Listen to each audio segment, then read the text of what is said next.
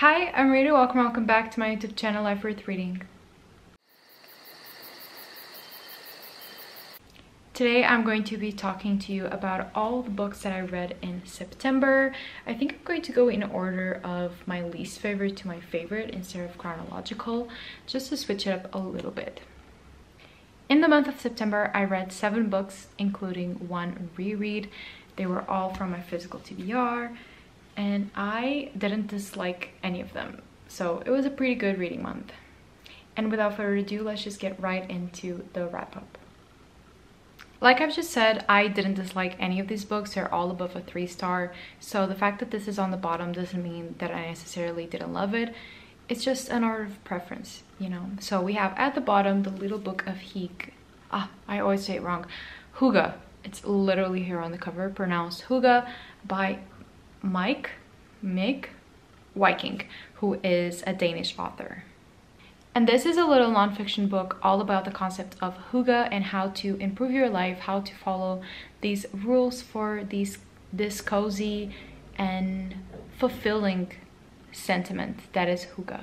And I thought that this book was a perfect book to read this time of year because we are getting into fall.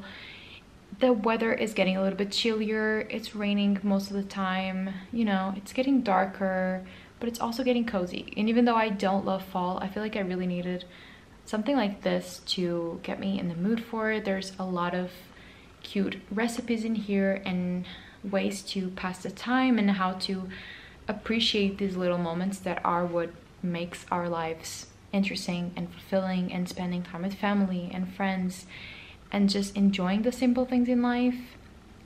This wasn't groundbreaking by any means, and it was a bit repetitive sometimes, but I just thought it was cute. It's a very fast read. It has a lot of really cute illustrations as well, and it's just a very cozy book, I would say.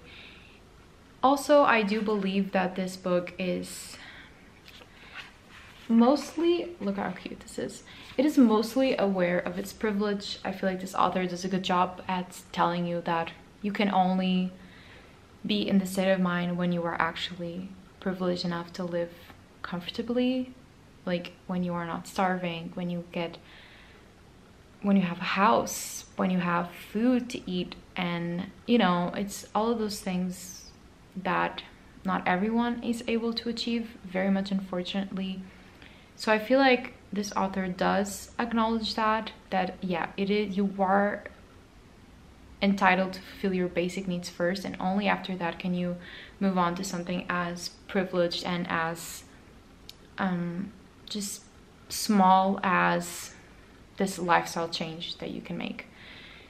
But other than that, the fact that it is quite a privileged way of looking at your life, if you are like me, a privileged person who does have a house, who does have food security, who has every basic need fortunately accessed and fulfilled, then I think that this is a cute book to read and a cute way of looking at your life and appreciating these little simple moments where seemingly not a lot is happening, but you can be present in that moment and really appreciate it for the years to come.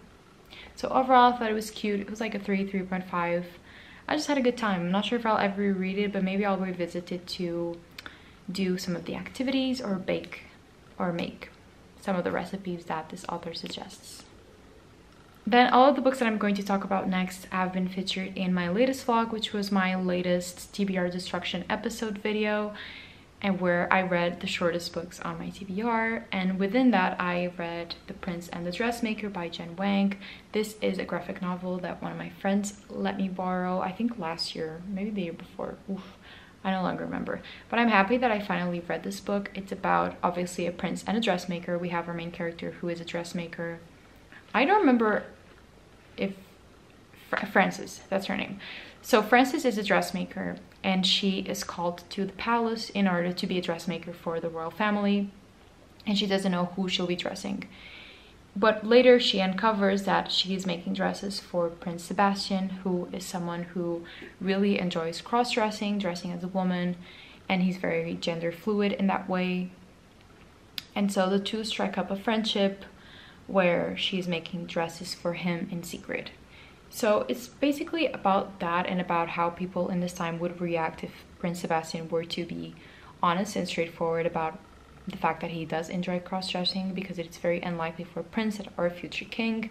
I thought it was cute, honestly. I thought it was a very cute queer exploration. I liked the color palette, I liked the design, I liked the ending. The ending was really, really cute. And there was also some like high stakes within this book, because there's a lot on the line for both of these characters. And I really, really appreciated that. It wasn't just cute for the sake of being cute. Like, there were actual stakes in it. Their friendship was tested at several moments. And I think that was important to show.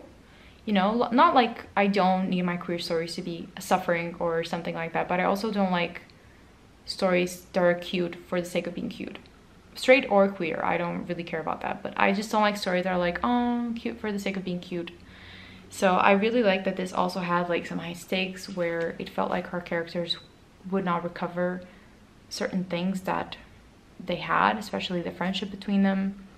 So I thought it was cute, like nothing extraordinary. It was probably like a 3.5 or something, but I had a great time with it. And yeah, I highly recommend it for if you're looking for a queer graphic novel. I think this was really, really cute. Then we have a book that was slightly disappointing to me, and that is Milk Blood Heat by Dainty L.W. Moniz. I really wanted this book to be stronger than it was. This is a collection of short stories by this author, and I thought by the cover and by the synopsis on the back this would be like a really cute contemporary story about these characters, and it just really wasn't that. You know, like the stories were much darker than I was anticipating, and it's not that I have a problem with that. I just thought that for me this author's writing was a 4 or a 4.5, but the stories themselves I felt like were really weak. I just thought that most of the stories didn't really achieve their fullest potential, because I cared about the characters. I just felt like we were watching them at the wrong moments. I wanted to explore other points in their lives, other perspectives, other ways of looking at things. And I just feel like me and this author really drifted apart on what we thought was interesting or exciting to explore. But with that being said, I did really love one of the stories called Feasts. That was definitely my favorite one. That was a 5-star for sure. Then I also really enjoyed The Hearts of Our Enemies, and I also really liked one of the final ones, no, the final one, which is called An Almanac of Bones. I really like that one as well. But I don't know, there was just something about this that just didn't really fulfill what I wanted out of this book. You know what I mean? And yeah, it's a case of the author did nothing wrong. It's just that we didn't really vibe on what we thought was interesting. So I would love to read other books by this author, but I discovered that there's no other books by this author. With that being said, if this author does put out anything in the future, I would like to check it out, because I thought the writing was really, really beautiful. I annotated some passages. I thought it was so charming, and in that regard I had a really great time, but the stories themselves were not really satisfying to me.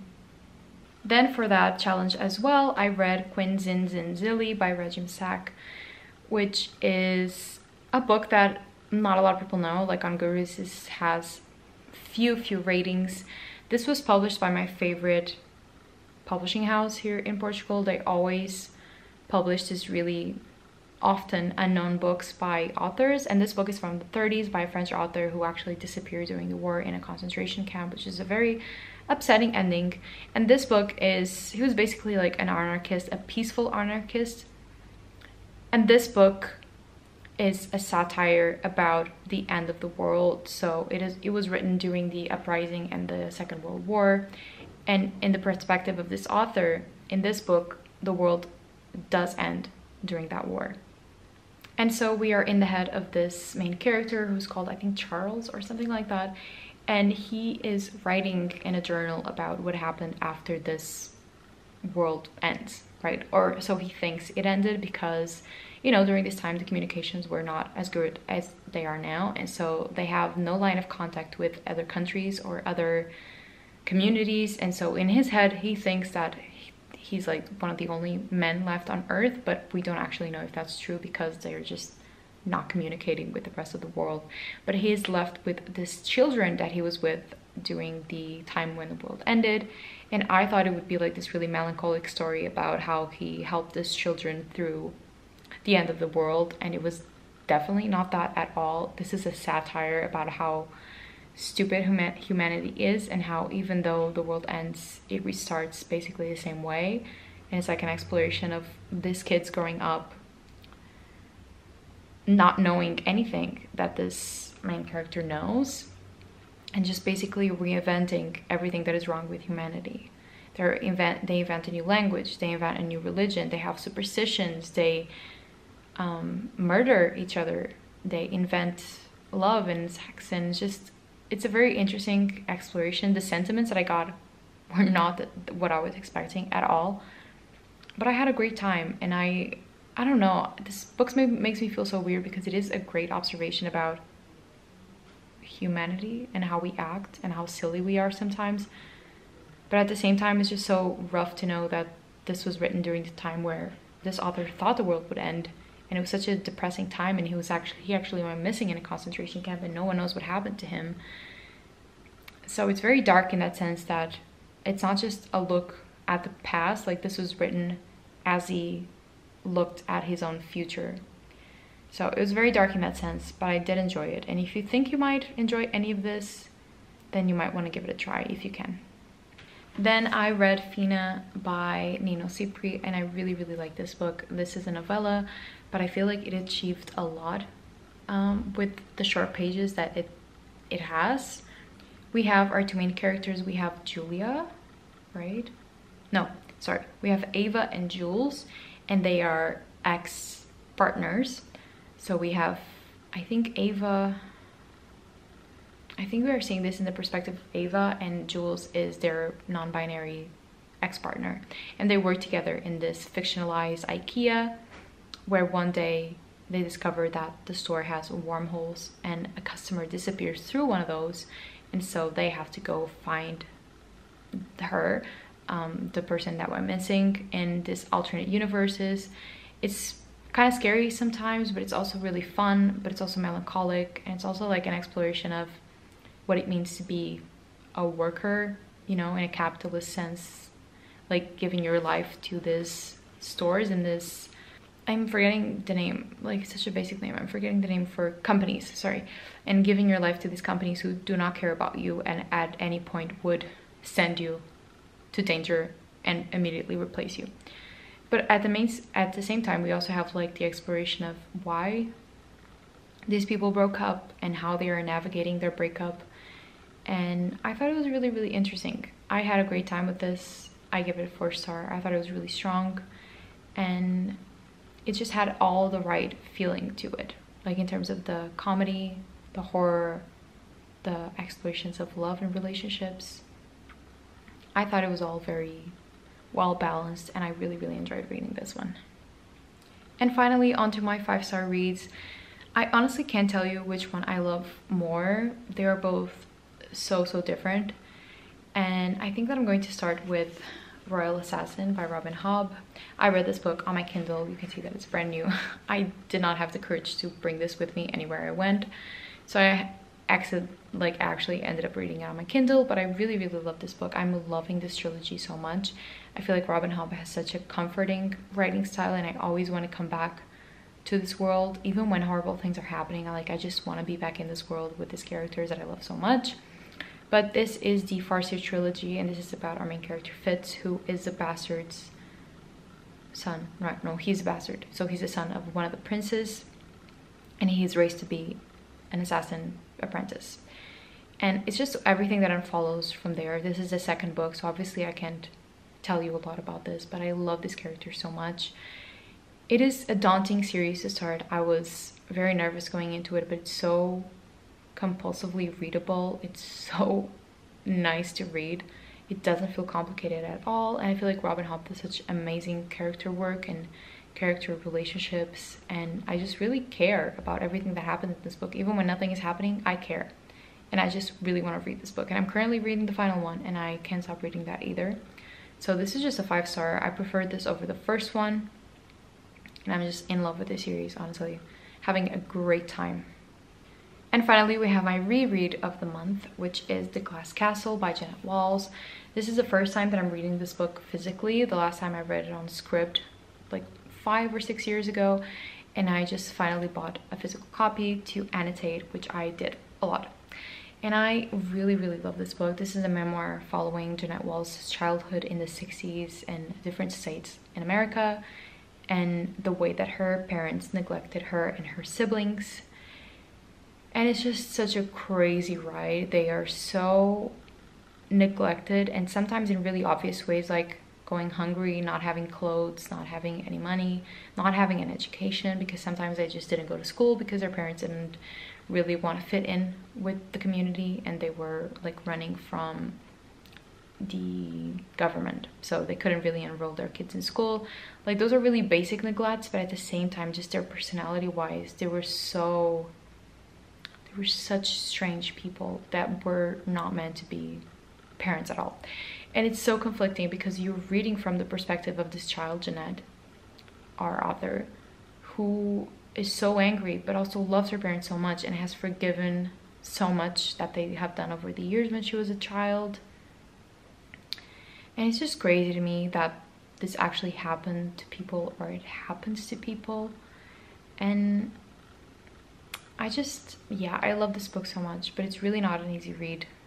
I feel like because you know that our author is writing this in the future as an adult who is well off in life, you kind of feel a little bit better when you're reading it, because you know, at least for her, that it doesn't end in tragedy and that she does make it out of that cycle, that poverty and neglect cycle of neglect and abuse. But at the same time, it's so difficult to read the things that her and her siblings go through. It's so difficult. But I really, really love this book. I love the writing style, and yeah, I just wish the best for Jeanette Walls and her siblings, because what they went through is not a joke. Alright, so those were the 7 books that I read in September. Let me know if you've read any of these books and what you thought of them. And I am really, really happy with how this month went. Even though I didn't have a lot of favorites, I also didn't have any books that I disliked. So that's really exciting, and I can't wait for the next couple of months of reading, because I feel like I've been having a great time with reading, and I really just want to keep going. I'm really loving reading at the moment, and I hope that it just stays that way. In any case, thank you so much for watching my videos. If you're curious, you can check out the other vlogs that I did last month. And if you did enjoy this video, please give it a like and subscribe to my channel for more bookish content, and I'll see you in my next video. I hope you have a nice day, and always remember that life is worth reading.